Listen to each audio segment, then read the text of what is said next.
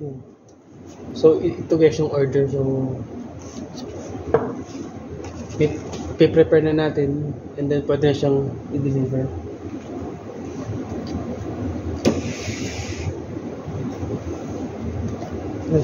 Fresh flowers. Diba? Napakasweet guys. Ilalagay ko muna siya dito para sira na. Ayan. So, ready na for delivery.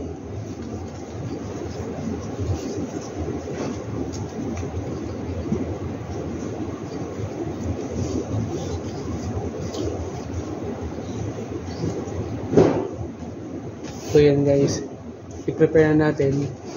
I-prepare na natin, sasend na natin. Ito, meron siyang kasamang baby rose. So ito, tatali ko lang and then deliver natin.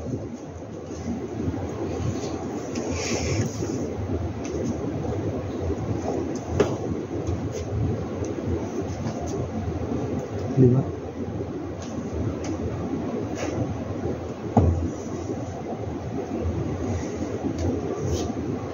Package deal yan.